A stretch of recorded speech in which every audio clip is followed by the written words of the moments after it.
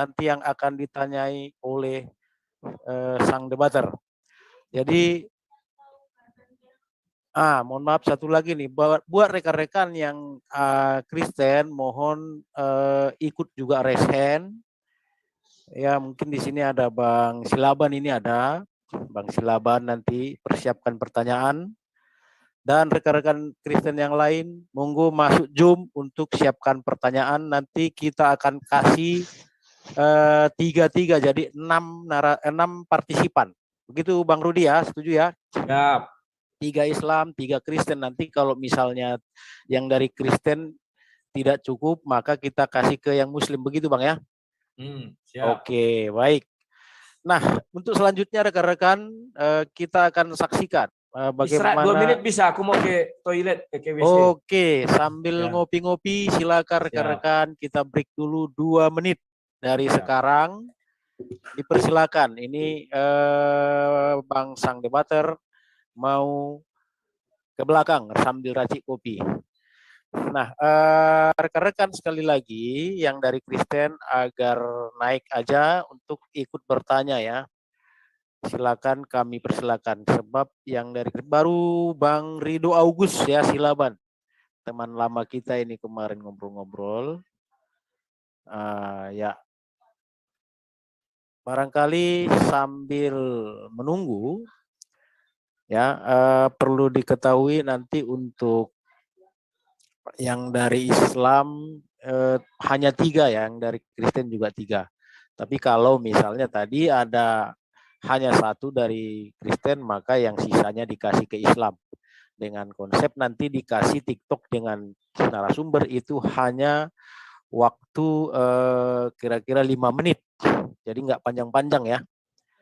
Jadi kalau dihitung kali 6, udah 30 menit itu total. Gitu Pak Amir ya. Jadi per partisipan hanya dikasih TikTok dengan narasumber itu maksimum 5 menit. Dan tolong tertib. Baik, buat rekan-rekan yang ada di channel-channel yang seperti di Bang Yusuf PI cukup rame, tolong dibagi ke channel-channel yang kecil. Kemudian juga dari channelnya Bang Bahsin channel juga dibagi ke channel-channel kecil. Barangkali yang dari channel Bang Sang Debater juga boleh berbagi. Ya, silakan di like, share, dan subscribe. Terus teman-teman yang Kristen tolong naik itu link Zoom agar dipin di semua channel supaya partisipan bisa naik. Silakan Bang Yusuf, Bang Kata Pengantar, Bang Basin agar dipin channel link Zoom-nya dipin di live chat-nya. Oke, sudah siap Bang Rudi? Tunggu, minum dulu, minum. Oke, saya pun masih minum nih racik kopi. Oke, sudah. Oke, baik. Selanjutnya kita masuk ke yang kedua, yaitu Kristen bertanya, Islam menjawab. Tadi Islam bertanya, Kristen menjawab. Baik, sebagai narasumber dari Islam, yaitu Bang Tristan yang akan menjawab semua pertanyaan dari Bang Rudi. Kami persilakan dari sekarang. Silakan Bang Rudi bertanya. Oke, terima kasih. Pertanyaan saya sederhana. Bolehkah kamu jelaskan kepada saya hari keberapa atau masa keberapa hewan-hewan diciptakan? Silakan. Kalau hari keberapa, kapan hewan diciptakan itu tidak ada, Pak. Intinya Allah menciptakan langit dan bumi dalam 6 masa. Itu masa di sini dikata yaum itu satu periode bagi Tuhan, 1000 tahun menurut perhitunganmu. Jadi kalau dikatakan hari dalam 1 kali 24 jam itu nggak seperti itu, Pak. Gitu. Kapan binatang diciptakan tidak bisa diidentifikasi. Gitu. Quran itu tidak menceritakan tentang hari 1, hari 2, hari 3, tapi masa yaum. Kita boleh lihat di Al-Fusilat itu ayat 9 sampai 11. Jadi Allah Subhanahu wa taala itu menjadikan gunung-gunung di atas bumi dan memberikan kadar makanan baginya. Kemudian dia menuju penciptaan kepada langit dalam 4 masa. Begitu. Nah, kalau masalah hanya Tuhan yang bisa mengklaim, hanya Tuhan Bapa yang bisa mengklaim hari dan hari dan hari ini, justru di kami ini sangat lucu. Kan saya sudah jelaskan tadi tabrakan bagaimana tumbuh-tumbuhan di hari ketiga tumbuh, di hari keempat baru ada matahari. Hari pertama ada pagi, sore. Maaf, kita Hari tidak keempat sedang ada bicara matahari. Ini Bible. jadi Maaf, bingung kita kami. Di tidak kami bicara memang nggak Bible. ada. Oke, sekarang saya pertanyaan kedua. Menurutmu, manusia tercipta dari babi atau babi tercipta dari manusia? Silakan jawab. Apakah manusia tercipta dari babi? Kalau di Al-Quran dikatakan, di Al-Imran ayat 59, Inna masalah Isa kama innallahi kama sali Adam, khalaqahu min turab. Jadi, penciptaan yang pertama, di An-Nisa ayat 1 dikatakan, min nafsi wahidah, ini satu jenis pria, yakni Adam alaihissalam, diciptakan dari tanah kalau manusia. Nah, ini manusia bukan diciptakan dari babi. Seperti di kitab Anda itu ya. Gitu. Tapi saya nggak bicara kitab Anda. Maaf, di kitab Lalu kami apakah tidak babi ada diciptakan dari manusia? Maaf, di Lalu kitab kami tidak ada apakah manusia babi kan diciptakan yang dari kedua babi. nih? Ya, sekarang Apakah saya mau babi? nanya, apakah babi Iya. diciptakan dari manusia atau manusia diciptakan dari babi? Tidak, saya bantah pakai Al-Imran 59. 59 ya. Al-Imran 59. Ntar aku buka dulu biar kita lihat hasilnya. Apakah babi diciptakan dari manusia? Nah, ya. Kalau ini kita penciptaan lihat, Isa. Al-Imran 59 penciptaan Isa ini. Semisal dengan penciptaan Adam. Adam diciptakan dari tanah. Oke, berarti manusia dari tanah ya, bukan dari babi. Nah, sekarang babi dari mana diciptakan? Kasih ayatnya. Wa ja'alna kulla shay'in hayyin minal ma', dan kami jadikan segala sesuatu yang hidup dari air. Ya. Nah, Al-Anbiya 30. Ya, sekarang coba buka surah 5 ayat 60. Saya mau lihat. Admin tolong buka surah 5 ayat 60. Kita mau lihat apakah babi tercipta dari air atau bagaimana.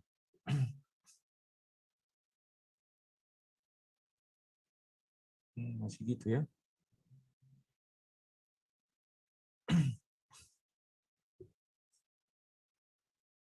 Aku baca aja ya. Ya, nggak masalah. Ya, bahasa Indonesia ya, karena itu kulihat agak unik. Katakanlah, apakah akan aku beritakan kepada kamu tentang orang-orang yang lebih buruk pembalasannya dari orang-orang fasik? Itu di sisi Allah, yaitu orang-orang yang dikutuki dan dimurkai Allah. Di antara mereka ada yang dijadikan kera dan babi. Dan orang-orang menyembah taghut, mereka itu lebih buruk tempatnya dan lebih tersesat dari jalan yang lurus. Nah, di situ dijelaskan dan di ayat lain ada dikatakan orang Yahudi karena tidak turut hari Sabat, maka dikutuk dia menjadi kera. Jadi dari Al-Quran, kita hanya bisa menangkap bahwa manusia diciptakan dari kera diciptakan dari manusia yang terkutuk. Babi juga diciptakan dari kera yang terkutuk. Kalau kau mau menyanggah, maka carikan saya ayat. Dari mana babi itu dicipta dan dari mana kera itu cipta? Silakan.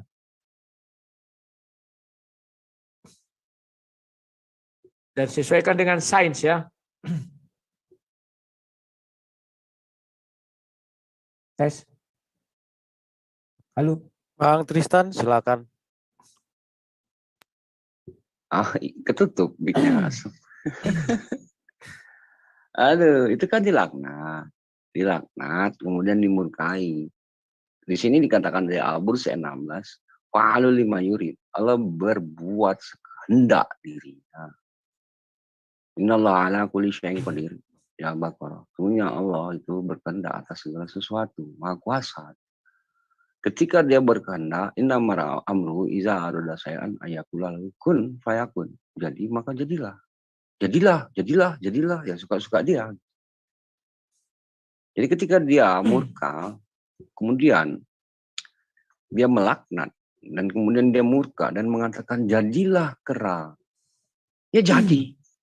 Namanya Tuhan. Jadilah babi. Ya jadi.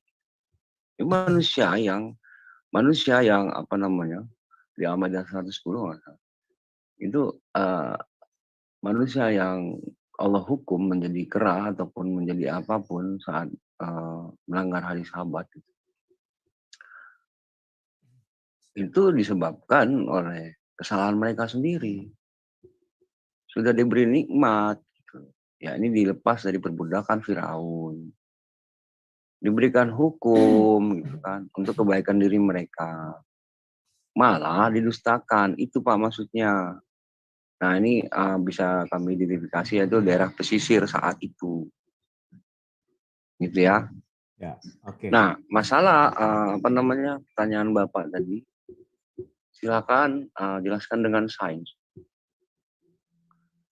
Kalau Bapak pahami, bumi ini dulu tadinya itu gersang.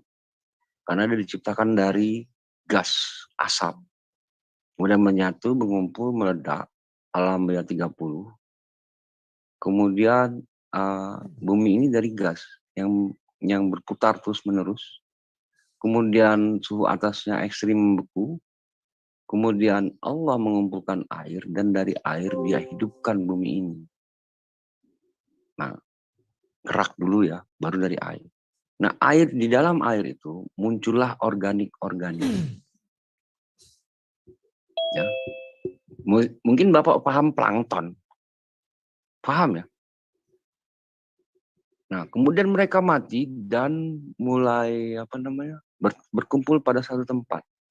Maka Bapak bisa pahami tanah ini organik yang berasal dari laut, Pak. Kemudian baru prosesnya tanah dijadikan binatang-binatang begitu. Paham ya? Ayatnya kasih mana plankton? Saya Oh, pernah nggak baca. begitu, Pak. Kita pakai Oh. air dulu. Jangan aku saya air minal ma. Jadi Bisa Allah sebutkan Subhanahu wa sumber Ta'ala air itu dari mana? memfirmankan bahwasanya dia menciptakan makhluk yang hidup saat itu dari air. Sumber air itu dari mana? Kapan diciptakannya? Oh Hari ya. keberapa? Kalau sumber air itu ya kita Bapak juga nggak bisa mengisahkan tentang ini. Jadi air itu adalah, maaf sebentar, 75% alam semesta ini adalah hidrogen. Hidrogen ini mengumpul menjadi satu bersama helium dan plasma kemudian meledak. Saat ledakan ada CO2, Pak. Hidrogen satu mengikat O2. Jadilah H2O, yakni air. Jadi arsy Allah di atas air maksudnya uapan-uapan air, bukan air laut. Kemudian Allah kumpulkan air ini, diletakkannya di bumi, maka hanya bumi ini saja satu-satunya planet yang hidup. Jadi kalau Bapak ke ruang hampa sana, ada tuh Pak uapan-uapan air, ada Pak. Nah, kemudian Allah jaga agar air ini tidak terlempar keluar angkasa dengan 7 benteng di atasnya, stratosfer, atmosfer, ionosfer, ionosfer. Itulah. An-Naba ayat 9. Ya. Bisa saya lanjutkan?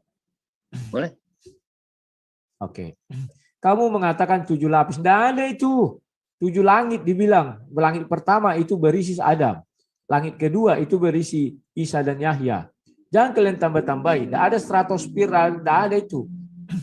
Kalau kalian mau berbicara tentang penciptaan seperti yang kamu bilang, ayatnya juga nggak ada dari plankton dari ini. Seolah-olah langit ini dan bumi ini tidak diciptakan, tetapi terjadi dengan sendirinya. Teori Big Bang. Teori orang-orang ateis. Kan itu teori ateis yang kalian ambil itu. Mana ada dibilang dari hidrogen, helium, ini nggak ada. Kitab suci tidak mengenal helium, tidak mengenal hidrogen, tidak mengenal ini. Yang nggak ada itu. Itu kalian tambah-tambahin saja. Kitab suci tidak ada mengatakan demikian. Kemudian, ketika kamu sesuaikan dengan sains, maka kamu menjawab apa? Suka-suka Tuhan. Tuhan yang menciptakan. Selesai. Saya tidak bisa membantah. Tidak seperti kamu. Yang saya bilang urut-urutannya itu Tuhan kami, kamu membantah. Kalau secara sains, mana ada manusia menjadi kera? Bagaimana caranya? Kera menjadi manusia, teori Darwin. Manusia menjadi kera itu nggak ada. Apalagi sampai manusia menjadi babi. Tetapi terima kasih kau mengatakan itulah sumber kera dan itu sumber babi. Ada di kutub, kau bilang. Di pesisir. Saya percaya itu. Bahwa Allah SWT sebelumnya tidak pernah menciptakan babi. Sebelumnya tidak pernah menciptakan kera. Karena ayatnya tidak ada. Memang dikatakan binatang. Binatang itu banyak, luas. Tidak ada spesifik dikatakan kera atau babi. Tetapi ada 2 ayat yang menjelaskan orang Yahudi karena tidak mengikuti sahabat maka dikutuk jadi kera. Orang yang mengikuti Togut itu dikutuk menjadi babi dan kera. Ya saya terima kasih kepada kamu. Dan kamu aku itu memang manusia menjadi babi, manusia menjadi kera. Terima kasih. Bukan saya yang mengatakan.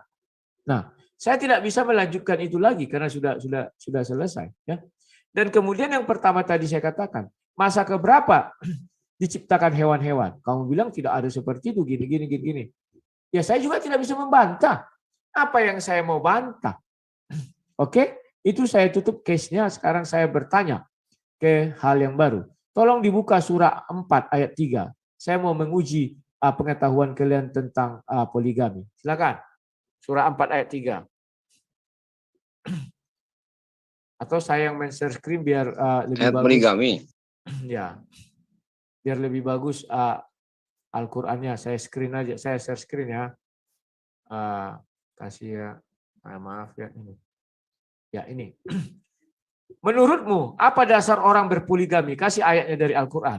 Kalau saya katakan nanti ini dasarnya kamu tak terima. Maka dari itu tolong beri saya argumenmu. Silakan. Argumen. Ya, dasar orang berpoligami ayatnya dari Al-Qur'an mana? Silakan. Pak, saya mau nunjukkan ayat tadi. Bapak katakan tidak ada 7 lapis enggak ada. Boleh kawan-kawan netizen cek di An-Naba 12, wabainana faqakum saban sidada, bukan samawat, bukan. Sidada itu benteng. Lalu kami jadikan di atasmu itu 7 benteng. Dan masing-masing benteng itu punya urusan-urusan, Al-Fussilat ayat 12. Jadi saya tidak berdusta di sini. 7 lapis langit itu beda lagi. Ini 7 benteng, beda lagi. Kemudian ada ayat 3 ini. Pengetahuan saya tentang ini. Fankihu ma tawabalakum minan nisa. Masna wasulasa warubwa. Ya kan? Ini adalah ayat, maka nikahilah oleh wanita yang baik menurutmu. 2, 3, atau 4. Namun di situ, apabila kamu khawatir khauf, berlaku adil, maka satu saja. Seperti itu, Pak. Jadi ini dasar orang poligami ya ayatnya. Apakah ini adalah dasar orang boleh berpoligami? Ya.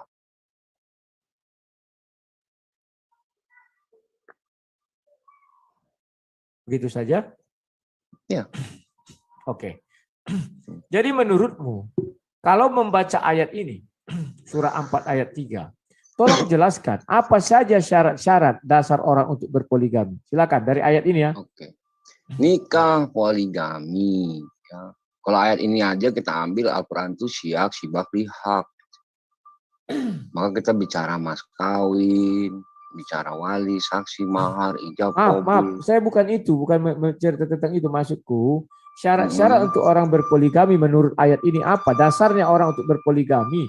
Silakan. Pak, itu? Ada jual putul bambu, enak kali.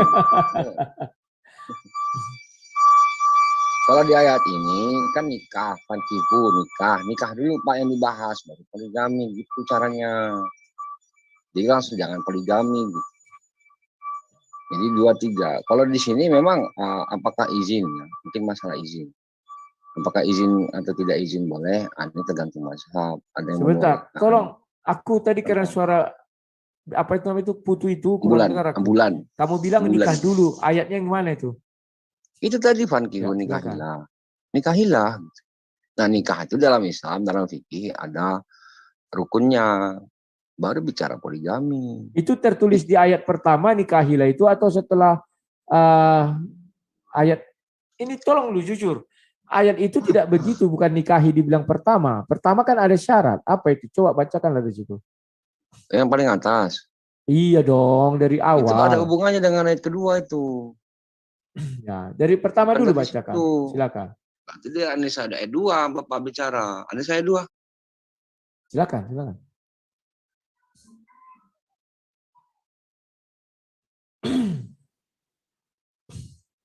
Nah iya. Tetap terhubung Facebook.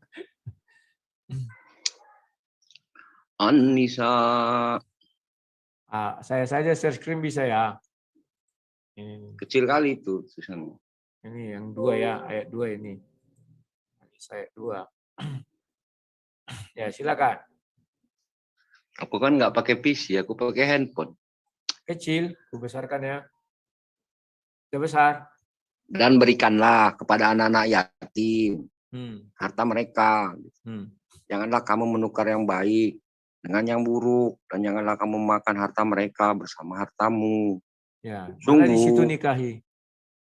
ya, Tidak ada di situ dikatakan nikahi. sabar dulu. Siap. Ini kan satu paket ayatnya. Ya. Sungguh itu adalah dosa yang besar. Dan jika kamu khawatir tidak akan mampu berlaku adil terhadap hak-hak perempuan yatim,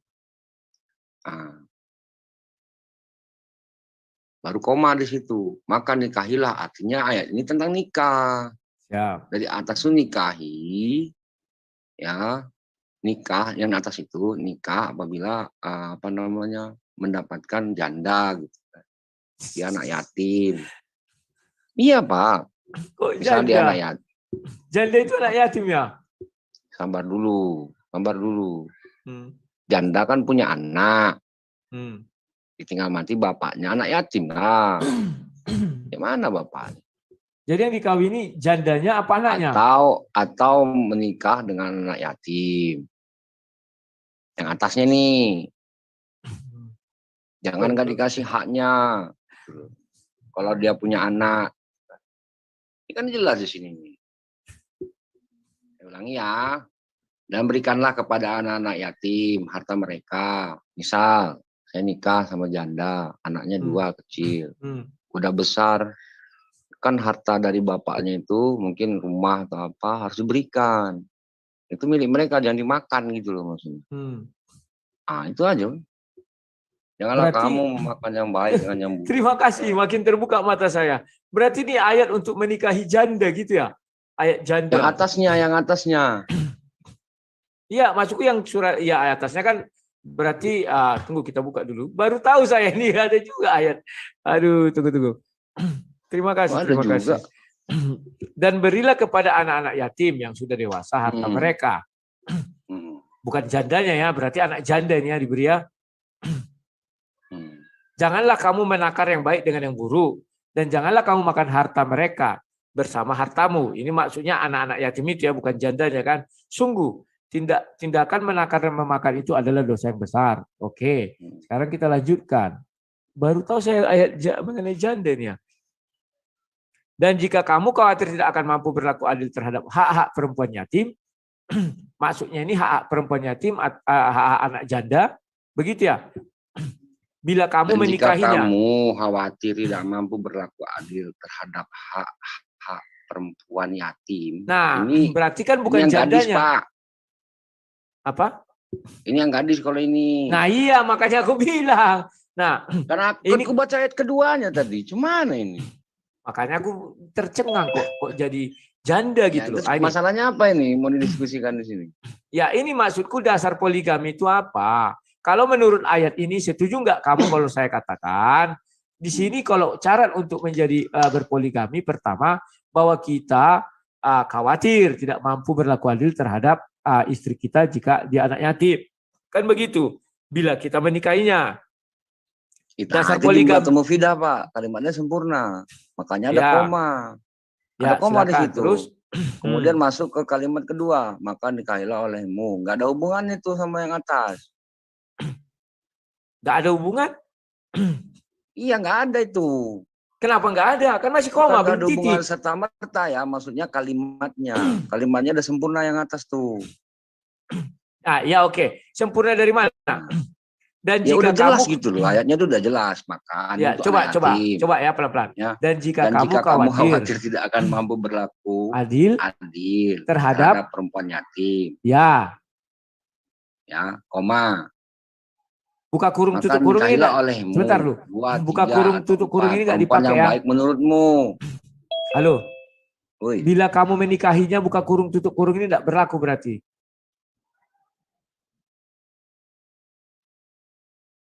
Halo. bentar dulu ya.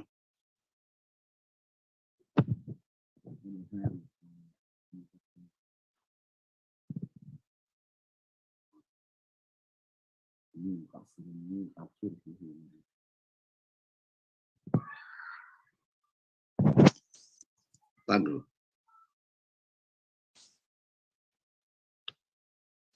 Ini maksud ente ini apa sih sebenarnya, ini bingung juga. Ya maksudku, aku ingin tahu karena selama ini kita lihat ceramah-ceramah di TV bahwa poligami itu diizinkan betul. Dengan catatan harus bisa adil, harus minta izin dari istri pertama, harus bisa menafkahi, kan begitu-gitu. Kayaknya mau Ternyata, poligami lah ya. nah, Mau poligami. dengar dulu. Ternyata setelah ku pelajari Al-Quran ini, syarat untuk berpoligami itu ada unsurnya pertama khawatir, tidak mampu berlaku adil terhadap hak-hak perempuan yatim. Itu dasarnya. Jadi terus kita baca lagi ayat itu buka kurung tutup kurungnya bila mana kamu menikahinya. Jadi ini dilakukan sebelum menikah. Sebelum menikah ada kekhawatiran tidak mampu berlaku adil terhadap perempuan yatim. Maka nikahilah perempuan lain yang kamu senangi. 2, 3 atau 4. Jadi yang atas itu maksudnya tuh gini loh. Anda ini bang apa tuh, Bang Rudi ini nggak mampu gitu berlaku adil terhadap hak perempuan anak yatim itu dari memakan harta anak itu gitu loh. Siap. Kamu menikahinya. Ya, kan kita tidak mampu nih, khawatir kan.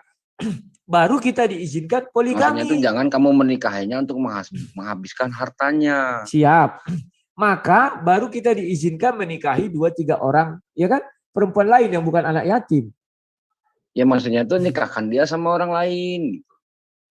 Kok nikahkan dia sama orang lain? Nah, kalau di sini maka nikahilah. Kita yang disuruh menikahi. Ini kan tafsirnya, kita bicara tafsir.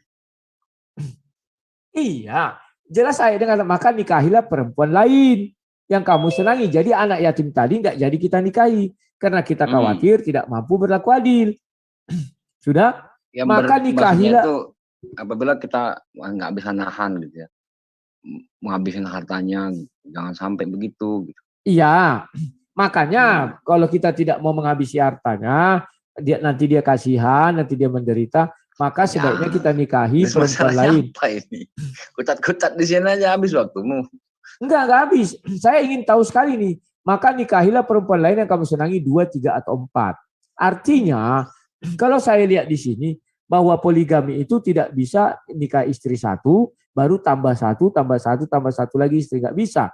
Tetapi maksudnya di sini, kalau kita tidak dapat berlaku adil terhadap anak yatim, khawatir, maka baru kita langsung poligami. Jadi menikah sekali 2. Sekali 3, sekali 4. Namun, jika kita juga khawatir tidak bisa berlaku adil terhadap 2, 3 atau 4, barulah menikahi 1 orang saja. Iya. Nah, jadi langsung, 1 orang itu, 2 gitu. Iya, 1 orang itu pilihan terakhir. Bukan 1 duluan ditempatkan di depan, tetapi 2, 3, 4. Baru kalau kita khawatir tidak adil, barulah kita nikahi seorang saja. Oh ya udah, jadi Ustadz Rudi nih sekarang. Enggak, jadi kalau kita ini ku gali kan, artinya di sini tidak boleh poligami itu setelah menikah, enggak boleh. Tetapi poligami itu mulai dirancang sebelum menikah, langsung 2. Ini maksudnya melindungi harkat martabat wanita. Jadi wanita itu harus dinikahi 1 saja. Setelah 1 kita nikahi, tidak boleh nambah. Karena nambah itu harus dilakukan di depan, dia menikah 2. Nah, tapi tidak boleh juga kita nikah 2 atau 3. Sesudah itu tiba-tiba kena corona sehingga kita tidak menghasilkan uang. Sehingga kita tidak bisa adil kepada istri kita. Maka kita menjadikan istri kita satu juga nggak bisa menceraikan. Karena di sini tidak dibilangnya ceraikan, tetapi nikahilah. Arti nikahi itu melakukan sebuah pernikahan.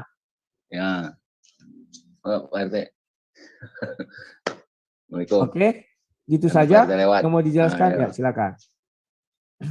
Gini loh, makanlah 2, 3, 4 kue. Kalau kamu takut perut lu kembung, 1 aja. Ini maksudnya dipersilakan nih, nikah 2 nggak apa-apa, nikah 3 nggak apa-apa, nikah 4 nggak apa-apa. Tapi kalau kamu takut berlaku adil, maka 1 saja. Ayat An-Nisa 129 di situ menjelaskan, sungguh kamu rugi, tidak akan sanggup berbuat adil kepada istri-istrimu. Ya, aku setuju. Makanya aku bilang setuju. Bawahnya, Allah menyenangi manusia-manusia yang mengadakan perbaikan dan selalu meminta ampunan kepada Allah. Maksudnya begini, kalau mau nikah, ngaca dulu. Siap, makanya aku bilang. Betul. Nah, terus masalahnya apa nih? Nggak ada, aku setuju saja. Permasalahan yang mau kuangkat di sini, bahwa poligami itu tidak bisa dilakukan setelah kita nikah 1. Tiba-tiba kita mau nambah 1, nggak boleh. Karena ayat ini tidak begitu langsung ceritanya. Iya, langsung 2, 3, atau 4. Kalau kita takut namanya tazakarul lil albab ini. Hanya manusia-manusia yang berakal sehat. Ya. Kalau kita tidak kan ada logika tadi, makanlah kue itulah 3, 5, 10 kau makan lah. Tapi kalau kau takut kau kembung, makanlah 1 aja. Jadi jika Anda ya ingin makan kue itu 2, 3, atau 4, ya silakan. Bukan langsung 2, enggak. Cara makan kan 1-1, Pak. Kita kan manusia. Enggak langsung 2, enggak gitu. 2 boleh, 3 boleh. Kan makan kue, Anda mau makan kue berapa nih? 5. 5 boleh, 6 boleh. Bagaimana kalau begini? Maksudnya di piring itu ditaruh 2 langsung kue. Bukan ditaruh 1, nanti datang lagi ditambah 1, bukan gitu. Tetapi langsung ditaruh 2 kue. Kalau kau kira-kira mampu menghabisi, makan. Ditaruh 3 kue. Kalau kau kira-kira mampu menghabisi, makan. Ditaruh 4 kue. Kalau kau kira-kira mampu menghabisi, makan. Tapi kalau tidak mampu, makan yang 1 ini. Oke, stop. Nah, silakan. Di dalam pernikahan, apakah 1 hari boleh menikahi sekaligus 2 wanita? Ini belum pernah saya bahas. Jadi mohon maaf gitu ya. Langsung 2 gitu ya. Langsung 2 nikah gitu. Ini belum dapat saya ilmunya. Sekarang kan banyak itu, kayak kemarin yang di Sulawesi, yang di Jawa kan ada sekali 2 istrinya buatnya. Ya, itu tidak dalam sunnah Nabi Muhammad SAW. 1 selesai nikah 1 ya 1 lagi. Menurut saya nih, saya butuh ilmunya juga. Saya akui kalau ini. Ya, oke. Khawatir saya tidak ini ya. Selesai aja gitu. Jadi kalau langsung 2, menurut saya nggak sunnah. Karena Nabi Muhammad SAW tidak pernah menikah langsung 2 gitu. Betul. Saya percaya. Jadi nikah poligami dimulai dari 1 itu khusus untuk Nabi. Kalau manusia agar dia tidak poligami, maka dibilang 2 langsung kau nikahi supaya jangan poligami. Ya, terima kasih. Sekarang saya membuka lagi wawasan baru. Itu nanti bisa diperpanjang ya. Tolong buka surah 4 ayat 80. Aduh, habis poligami nih. Ya, surah 4 ayat 80 aku bukakan ya. Surah 4 ayat 80. Anissa lagi. Kenapa? Gak apa-apa. Ya, Anissa lagi. Ya, karena siapa mentaati Rasul. Terus sama saya mentaati Allah. Masalahnya apa? Ya nggak ada masalah apa-apa sih. Jelaskan saja kepada kami. Oh gitu. Ada ayat gitu. Ya, fa'lam annahu la ilaha illallah. Itu outputnya ketika kita mengucapkan la ilaha illallah, outputnya adalah taati Allah. Dengan kalimat nafi isbat. Dan kepada Allah itu wa'budullaha wa la tusyriku bihi syai'an. An-Nisa 36. Atau Al-Imran 64. Jadi setelah mentaati Allah, ya ini dengan menyembah Allah. Kemudian iya karena budu wa iya karena nasta'in. Kepadamulah kami menyembah, kepadamulah kami meminta tolong. Kemudian Allah Subhanahu wa taala memilih dan menyatakan dan menetapkan bahwasannya Rasulnya adalah Nabi Muhammad SAW. Mama kana Muhammadun aba amir jalikum walati Rasulullah wa khataman nabiyyin wa makana Allah kulli syai'in alim. Ya Azab ayat 40. Kemudian dipertegas lagi wa ma arsalnaka illa rahmatan lil alamin di Al-Anbiya 107. Dipertegas lagi di Al-A'raf 150. Apa kemarin sudah pernah kita bahas ini ya? Belum. Belum ya. Nah, yang mau saya tanya sabar Pak. Saya lagi jelasin ini. Gimana? Nah, kemudian katakanlah wahai manusia, wahai Yohanes, aku adalah Rasulullah kepada kalian. Nabi Muhammad ini Rasulnya Pak Yohanes. Outputnya juga taati dia. Kenapa? Perintah Allah di Al-Imran 31 dikatakan, Kul in kuntum tuhibbunallah. Katakanlah jika kamu mencintai Allah. Fattabi'uni, katakanlah Nabi Muhammad. Kepada mereka, kepada Yohanes, kepada Tristan. Kalau kamu mencintai Allah, mengasihi Allah, Matius 22:39 itu, maka ikutlah Nabi Muhammad. Maka Allah akan mencintaimu. Muncul di Azab 71, wa may yati illa wa rasulah faqad faza fawzan azima. Jadi ini bentuk kepada Nabi Muhammad SAW karena dia memberikan wahyu. Dan dia lakukan Rasulullah uswatun hasanah,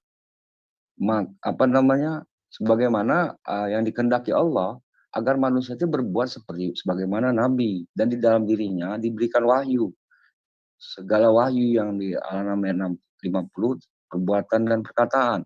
Di Al-Najm ayat 3 bisa dikatakan mama yang tikulan ila wahyu yuha. Jadi udah jelas. Mentaati Allah sama dengan mentaati Rasul. Mentaati Rasul sama dengan mentaati Allah. Bukan artinya dua-duanya disembah di sini, enggak. Kalau menyembahnya kepada Allah. Dan mentaati Nabi Muhammad SAW, Nabi pun mentaati dan menyembah kepada Allah.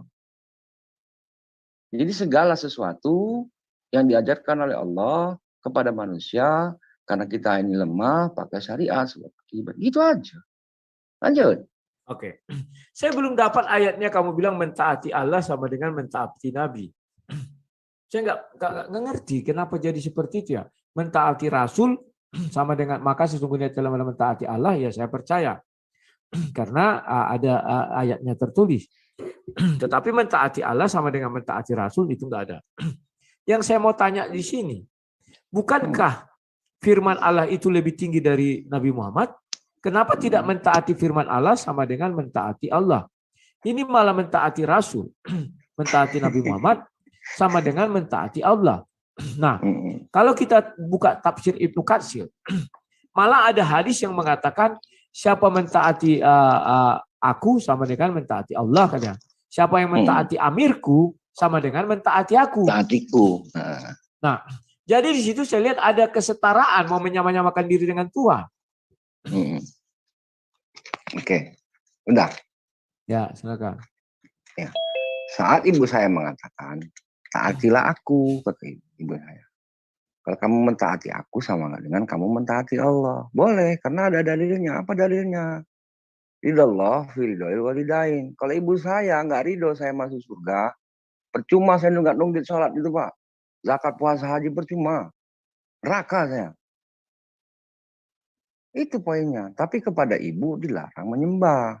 Nyembahnya kepada siapa? Kepada Allah. Ini sama kepada Nabi Muhammad SAW. Oke, saya menyembah Allah. Saya menyembah Allah. Kemudian saya menolak sebagian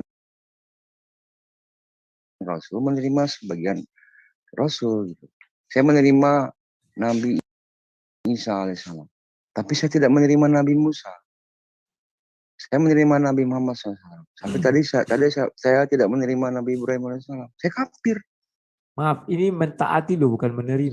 Sabar dulu. Nabi Ibrahim alaihissalam. Nabi Muhammad SAW diperintahkan untuk mengikuti. Wattabi'u millata Ibrahim. Maka ikutilah milah Ibrahim. Apa yang diturunkan kepada Nabi Muhammad SAW pernah juga diturunkan kepada Nabi Ibrahim. Sama saja Nabi Muhammad SAW mentaati apa yang ditaati Nabi Ibrahim. Apa yang dikatakan Nabi Ibrahim di zamannya, yakni wahai anak-anak, sesungguhnya Allah mewasiatkan, janganlah kamu mati kecuali dalam keadaan Islam. Ini ditaati Nabi Muhammad SAW. Dia mentaati Nabi Ibrahim sama saja dia mentaati Allah. Karena Nabi Ibrahim itu Rasulullah. Begitu Pak maksudnya. Bukan menyamakan diri. Kapan pula Nabi Muhammad mengatakan ana rabbukumul a'la seperti Firaun? Enggak pernah. Coba dibuka tafsirnya dong. Di situ nanti kan kelihatan. Iya dong. Tafsir Ibnu Terus Katsir. Ya. Dia di situ jelas Nabi Muhammad juga mengatakan barang siapa mentaati amirku, maka mentaati aku. Kalimat itu kan sudah sama. Ini kubacakan ya. Dibilang di sini langsung aja. Dari Abu Saleh dari Abu Hurairah yang menceritakan bahwa ini. Ya bahwa Rasulullah SAW telah bersabda, barang siapa yang taat kepadaku berarti ya taat kepada Allah. Ya. Dan barang siapa durhaka kepadaku berarti ia durhaka kepada Allah. Ayatnya di Al-Quran mengenai durhaka ini nggak ada ya. Yang taat oke ada. Barang siapa yang mentaati amirku berarti ia taat kepadaku. Coba bukakan An-Nisa 59 Pak sekalian. Ya. Dan barang siapa yang durhaka kepadaku, barang siapa durhaka kepada amirku berarti ia durhaka kepadaku. Jadi ini kan sudah mengucap hal yang sama ya kawan-kawan ya. Nah, sekarang yang 59. Kenapa 59 ku bukakan ya? An-Nisa 59 bukakan. Ya. Wahai orang-orang yang beriman, taatilah Allah dan taatilah Rasul. Buka kurung Muhammad. Dan ulil amri, pemegang kekuasaan di antara kamu. Kemudian amir itu. Ya tahu. Kemudian jika kamu berbeda pandangan tentang sesuatu, maka kembalikan kepada Allah. Dan buka kurung Al-Quran. Nah, sebenarnya ini Al-Quran inilah sebenarnya yang dipercaya mentaati Al-Quran, artinya mentaati Allah. Dan Rasul sunnahnya. Jika kamu beriman kepada Allah di hari kemudian dan demikian. Di sini pun tidak ada dikatakan taat kepada amir sama dengan taat kepada Nabi, nggak ada. Tidak Pak ya? Ya, nah, silakan. Tadi dia dikatakan di An-Najm 3-4. Oma yang tiku anil hawa in huwa illa wahyu yuha. Apa yang dikatakannya bukan dari nafsunya sendiri. Jadi di lidahnya diletakkan firman Allah. Ini maksudnya Al-Baqarah 151. Kama arsalna fikum rasulan minkum yatlu alaikum ayatina wa yuzakkikum. Kan tidak 100% ucapan Nabi firman Allah. Sabar. Bapak bukain Al-An'am 50 nanti.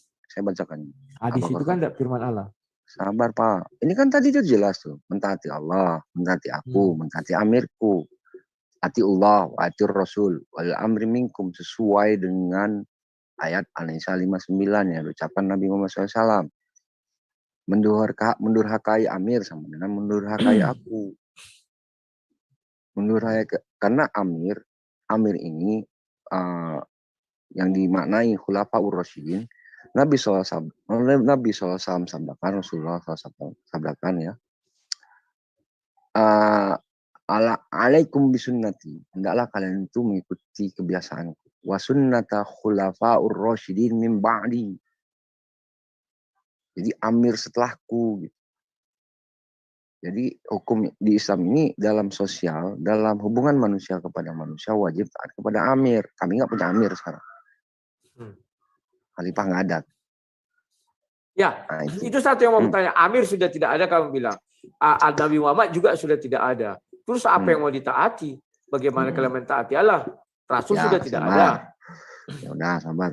Tapi kalau firman Allah masih ada sampai sekarang. Silakan. Apa ya? Aku kan belum selesai menjelaskan.